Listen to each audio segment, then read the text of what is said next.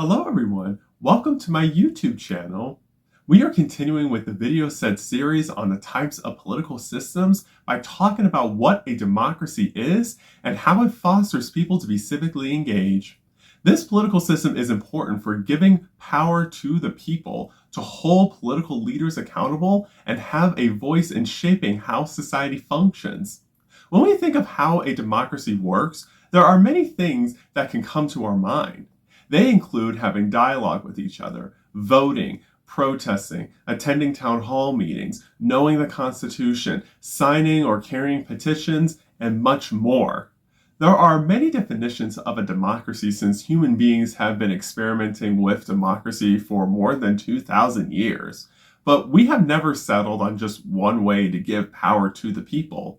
Various definitions include freedom, equality, voting, the government working for us and not the other way around, disagreeing and working together, everyone having the power to change things, not having your rights taken away, and much more. As you can see, democracy means different things to different people. As we talked about a few times, history, culture, and values shape how we perceive people, what we think our government should look like, and how we balance our freedoms with other people's rights. Democracy does not just rely on one way to function. It requires a few things to work, such as citizens as part of the decision-making process, civic participation in government via voting, petitions, running for public office, leaders who rule by consent of citizens, peaceful competition for power, and access to diverse sources of information. Are you starting to see the most important ingredient of a democracy? That's right, it is the citizens. Citizens wear many hats in a democracy, such as being voters. Democratic governments rely on networks of dialogue and cooperation to make decisions. We choose representatives, but we are also representatives ourselves by telling our government what it should be working on or shine a light on what has been overlooked. We keep information flowing in every direction. Citizens are the experts too because of our education, training, and life experience on different issues and subjects. When we compare all of this to other types of government, they do not prioritize dialogue and cooperation with their citizens. Humans have been debating the question of how we can ever agree on anything if people have all these different roles and everyone has their notion of democracy. Political conflict itself is not a bad thing as long as it is managed peacefully and fairly. Just like any conflict in life, we can learn to grow and be inspired to be better people if we listen to each other, see how certain situations affect us, and how to resolve them. Conflicts challenge the status quo by testing ideas and separating strong leaders from weak ones. If conflicts are not resolved appropriately, then we will not come to a resolution and we could get violent with each other if things get more tense. Democracy is a pretty good system for managing conflict. In a democratic society, we know we are all in this together. When people say they have common interests, they are less likely to resort to violence. They know they are part of a community who want the best for each other and want to understand each other. We also avoid violence by preventing the worst abuses of power and rewarding good leadership. This shows we have high expectations for our leaders and want them to do good things for everyone. Who better to keep an eye on leaders than the citizens? So, people can disagree about leaders, policies, and even values as long as they agree on the political system they are in. This is called a democratic consensus, which is principles about the function of government that all citizens share and uphold. A democracy can only exist with the consent of the governed. It is like sitting down to play a game with people. It only works if you all agree to play by the same rules. If not, people will think everyone is cheating and distrust each other. Let's talk about constitutions and principles. Constitutions describe how societies plan to embody their democratic consensus, but they do not create it. If society does not already embrace the deeper principles behind democracy, writing down "we the people" will not do much. Here are the principles we need to follow in a democracy. 1. All people are inherently equal. That means equal in practice, not just in the Constitution. No one's rights are more sacred than anyone else's. And our safety, security, and needs are equally important. 2, governments work better when lots of people are involved in the decision-making process. Nobody knows everything. If someone claims to know everything and they could fix everything on their own, then they are exaggerating. We can learn a lot from other people, even people we disagree with. 3, competition for political power is a good thing.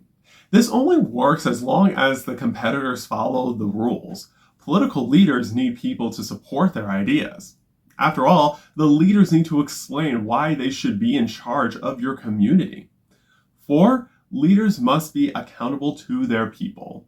No matter which title a political leader has, they work for us. If they do not deliver on their campaign promises or break the rules, the citizens will vote them out. Democracies implement their principles through rights and procedures codified in law. Elected officials, free and fair elections, all citizens are equal under the law, accessible access to reliable information, right to form associations, organizations, political parties, and right to free expression. Now, let's be clear about something. It does not matter how many people support democracy if they are not able to participate in it. It is not enough to have elections and scribble down some rights. A real democracy makes sure people have the capacity to be engaged citizens.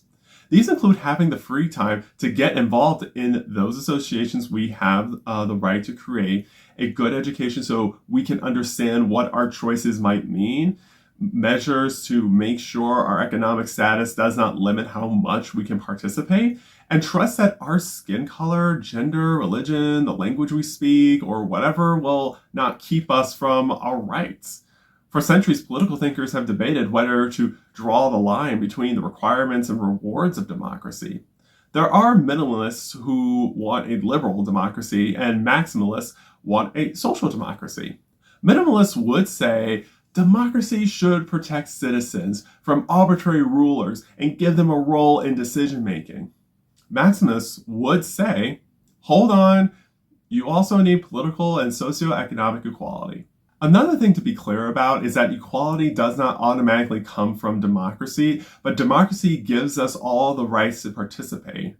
It is a lot easier for some people to get involved than others, so the government should break down those barriers. You cannot have a true democracy until people have equal opportunity in practice and on paper. There would need to be regulations to keep money and power from constantly flowing upward, easy access to basic needs like education, healthcare, and housing, and ways to participate even if you cannot afford your own lobbyists. It is not about taking away resources, but rather about making sure everyone has the resources and opportunities to be fully active citizens. Naturally, political equality is central to any democratic system, but democracy is not broken because there is no social or economic equality. People can equally participate as long as they can all vote, since voting is what makes a true democracy. The amount of time you participate in a democracy can vary since everyone's lives are different.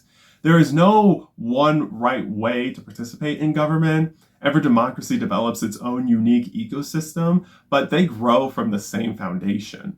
Democracy's best defenders are people who get involved in the nitty-gritty daily work. To fight for our democracy, we need to know who is participating, how they participate, and what citizens need to participate meaningfully. In an ideal democracy, every adult citizen participates in various ways, like voting, holding office, or adding your insights to the political agenda. The thing to figure out is who counts as citizens, which is important because citizenship status affects how people participate in a democracy, especially in the United States. From the time the United States was created, the framers of the US Constitution made rules about who could be a citizen and what that meant. They said, in our new country, any citizen who owns land can vote. Any male citizen. Then they changed their minds. They said, sorry, we meant only free white land-owning males. They changed their minds again. They said, It seems like anybody can be a landowner these days. What if we said you had to own enough land? And again, welcome to America. A passport for you and one for you, and you can only vote if you speak English. And again, if we want all those big city businessmen to keep paying taxes, we're going to have to give them a say. Good news, if you are a tax-paying male citizen, you are now a voter too. You got it? No one but white men got to participate without a struggle. White women did not get the vote until 1919. Other women had to wait even longer. In the case of Elk versus Wilkins, it found that Native Americans were not citizens and cannot vote. Native Americans were not legally recognized as citizens until 1924, 1952 for Asian Americans, and all of that happens before we even get to the Civil Rights Movement. It has taken 2 centuries to pry the doors open wide enough for every adult citizen to walk through. In fact, we are still determining what citizenship means for us today because it affects who is included in our country and not included. Democracies need their citizens to do more than fill in a bubble on a ballot sheet. Democracy means working to include everyone with a stake in the decisions our leaders make. So we have their voices heard and we are considerate about how certain decisions will affect them. Democracies have lots of different systems for citizen participation. Let's talk about each of them.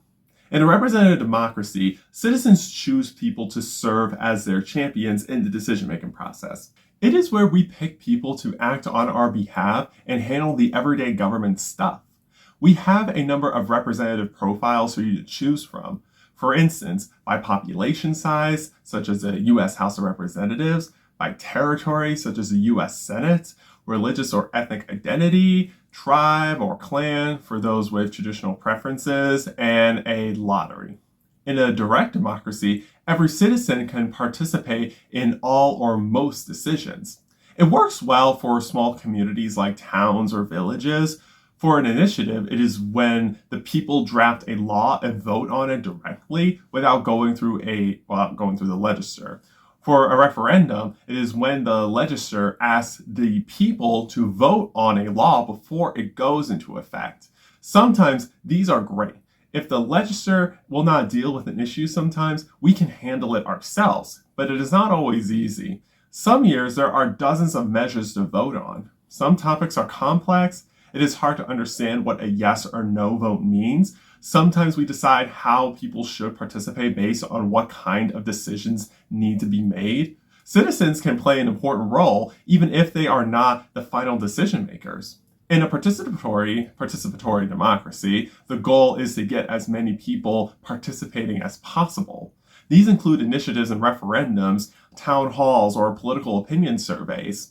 Sometimes it is good to know what a lot of people think about a question. It helps the decision makers narrow their opinions. However, if the question is complicated, not everything can be solved with a survey. In a deliberative democracy, it is useful when there is a lot of information to go through or when the decision affects some people more than the general population. For example, there are stakeholder committees that represent all the groups who use certain resources. They make recommendations to the board of directors. The board makes a final decision, but these groups helps us understand what is most important to their communities. It is like having experts, but they are experts in their neighborhood. They are experts in how a particular resource is used. They know things you only learn from being part of the life there. Talking to the people affected is always a good idea. You never know what issues you have overlooked. They might even have solutions you never thought of. So, democracy is all about more people making better decisions together. It is not just casting a ballot and walking away. In a representative democracy like ours, citizens vote, but they can also run for office. Candidates win votes by promising to do certain things, but they cannot come up with all those ideas by themselves. Candidates need to listen to their constituents to help formulate their campaign platform that explains how they want to address the issues going on in their communities. As a citizen, you can inform the public about an issue you are passionate about and see if other people agree with you. Then, as you mobilize people around your ideas, the political candidates or other elected officials will become interested in listening to you. Or if you do not like what a political candidate or elected official says or will not listen to you, you can run for public office too. Or you can vote for someone else. After all, people in government are the ones deciding how to allocate public resources to society. As I said before, representatives manage the day-to-day stuff, but democracies do not work if people only show up during elections. The whole point is we make better decisions together when we all cooperate. Now, let's get something else clear. Democracies does not mean everyone gets their choice on their desired elected candidates and policies. Human beings are not perfect and all-knowing, so elected representatives are not perfect and all-knowing. They need our help to find compromises. Even so, we do not always get it right the first time. The first solution might not work for everybody, or it might be missing something important. But representatives will never know that unless citizens tell them, which is why it is critical for us to speak up and speak out. Again, the right to express an opinion, talking to the free press, forming an organization, or working with an existing organization to advocate and submitting a petition are all part of a democracy. The government does not want bad publicity because it means an elected official might lose an election. When elected officials listen and address the needs of their constituents, their communities become more satisfied with their governments. Even if you felt like the government let you down with something, you do not have to automatically lose faith in democracy. This is because there is a built-in way to make changes. You do not have to wait for an election when you see something going wrong. In a democracy, citizens can get started on fixing problems right away. Elections are more like a check-in on how constituents are feeling, not a one big shot on addressing an issue. Here are some ways a democracy can give you a better outcome in changing society. 1, you can vote for people whose ideas you like. 2, you can propose your own ideas and add your priorities to the political agenda. 3, you can find or organize a group of people to work on changing the way bills look before they turn into laws, and even after, make sure they work for the whole community.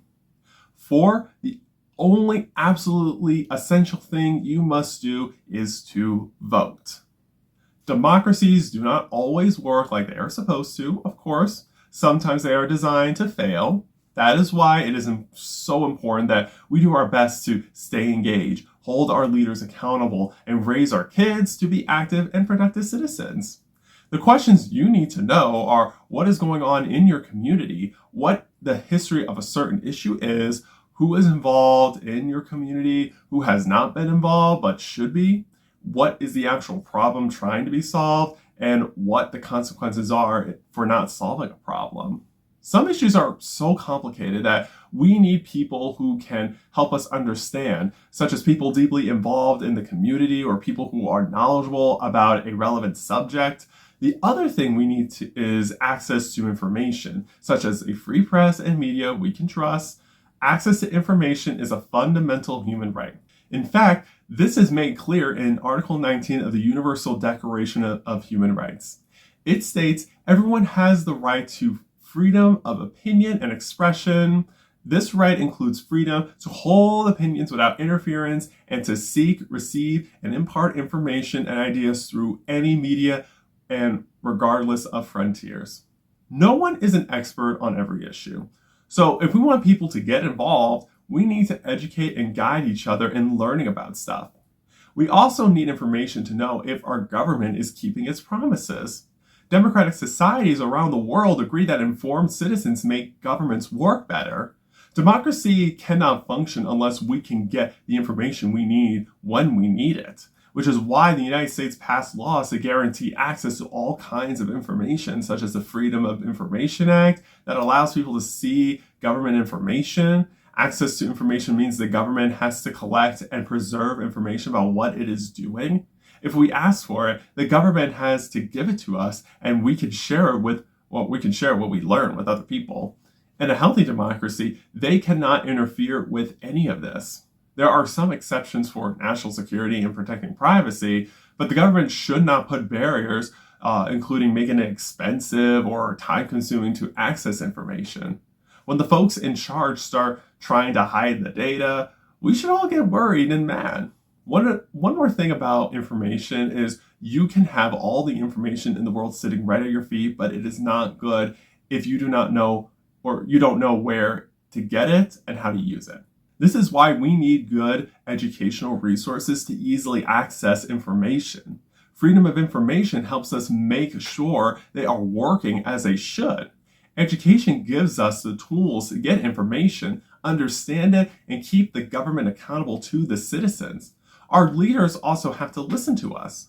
We cannot do our job as citizens if the people in charge are not making space for us. Here are some things we can do to speak up and speak out in this matter. 1, we can have protests and demonstrations. 2, we can hold the powerful accountable every time they break their promises. 3, we can talk to each other, to those we disagree with, and to the people who forgot they have a voice. 4, we can recognize or we can organize to elect our own people to public office. 5, we can find compromises until we get to a desired solution. Let's go over some takeaways on democracy. Democracy is constantly changing, adapting, and reinventing itself for a new time and place. But it always comes back to having your voice heard or not, who can participate and how, and if all citizens are treated equally. Having a healthy democracy means every person has the time and freedom to find the ways that work best for them. Democracies depend on dialogue and cooperation. There are lots and lots of ways to be part of the conversation, and nobody is expected to do all of them. But we have to make sure citizens are equally able to get involved. That we have the time, education, and information we need to participate effectively, and that our leaders are listening to what we say. Making the government answer for their mistakes is like half of our jobs as citizens. Again, they work for us and have to follow the rules, same as anybody.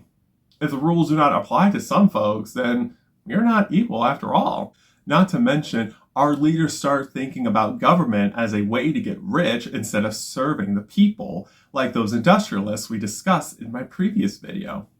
Equal treatment is one of the most important principles, and we need to be honest about where we are right now. There is plenty of discrimination in our political system, and we need to address them. From the color of your skin, how people get to this country, how much money you have, and what your gender is, they all still affect how you get treated by the government. Even though we still have a lot of work to do, democracy is still an improvement over the other political systems we discuss in this video set series. Those other governments did not seem to care about equal treatment at all and did not have much accountability measures on the political leaders. Now, having a democracy does not automatically mean a country is perfect or all of their problems are solved. Democracy can be fragile. Just because the people have power to rule a country, it does not mean power always serves the people's needs. The threats to democracy include bad economies, war, corruption, and oligarchy. If you want this government to believe in you, you have to believe in it. It is in danger anytime a lot of people start thinking that this system is not working for me. In fact, the more you keep saying this, the more likely political figures will use this mindset to exploit you and gain more power. This is because when you are struggling with something so much, you tend to let someone else take control of the situation and let them solve it. This is bad because we end up surrendering some or all of our power to someone else to fix something on their terms that follow their self-interest instead of our terms that follow our collective interests. The other person could try to solve something that can make something worse or go against your best interests. Just because something has a flaw does not automatically make the whole thing invalid. So, we need to pay attention to the political leaders who talk about the broken system only when they want more power. For example, let's go back to Fujimori in Peru from the previous video. Once he got into power, he fixed the system so it would serve him and his friends, not most of the people who voted for him. He used real problems to manipulate people into giving him what he wanted. Now, again, there are flaws that countries have and need to be fixed so it actually serves the needs of the people. But it is hard to make big changes when our political leaders use the real fears and grievances of their followers to sell a specific version of reality and not have a way to hold them accountable. And once they are in power, they almost always take an authoritarian turn by disregarding the rules of democracy to make changes they believe is best for them instead of their country's best interests. To stop them, we use the tools democracy gives us by including many people in the decision-making process so societal grievances do not fester. As I mentioned before, this includes using our rights of speech and association to make sure people's voices get heard and guaranteeing access to information and education to understand what it means. You have to believe in the democratic consensus, and then you have to show it by participating in the process that gives life to democracy. We can also protect democracy by being honest about what it can and cannot do. It can do a lot of great things, such as uphold our principles and values, solve problems peacefully, give all kinds of people a say in the decisions that affect our lives, and hold our leaders accountable. But it cannot do everything. Democracy does not automatically make everybody richer or pull equality out of thin air. We still have to make hard decisions about what we can do with the resources we have. Democracy does not even keep itself going. We got to do that. If we expect the impossible, we are going to be disappointed and perhaps lose faith. So, we got to be honest with ourselves. We do not have to wait for a king or dictator to try to solve our problems, but they will not fix themselves either. We have to put in the work to maintain our democracy because while the other political systems rely on individual effort, a democracy relies on collective effort. And when we all cooperate and have faith in each other, we can make positive change together. In conclusion, we need to have democracy because it guarantees that people can contribute their voice in shaping how their government functions and holds our political leaders accountable. When we can all easily participate in society, we make amazing progress together and not remain static. In the next video, I will provide a conclusion to this video set series on the types of political systems.